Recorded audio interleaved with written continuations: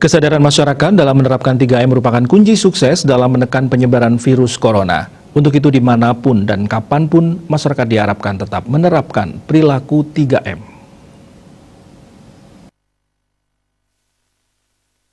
Juru bicara Satgas COVID-19 Kota Denpasar, Dewa Gede Rai menyatakan, kesadaran masyarakat dalam menerapkan perilaku 3M sangat diharapkan pemerintah. Kepada setiap masyarakat Kota Denpasar, kapanpun dan dimanapun berada, diimbau tetap menerapkan 3M dengan ketat. Jelang Natal dan Tahun Baru, pemerintah Kota Denpasar juga sudah mengambil kebijakan sesuai keputusan pemerintah Provinsi Bali terkait penerapan protokol kesehatan.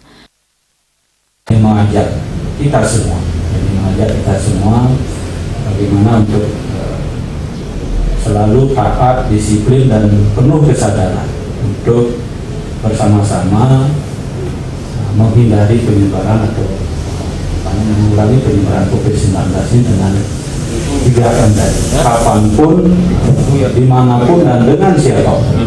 Jadi kita harus tetap hati-hati, waspada, karena kita tidak tahu jadi, siapa di antara kita yang positif COVID-19. Nah, ini tentu harus upaya yang dilakukan ya dengan 3M tadi.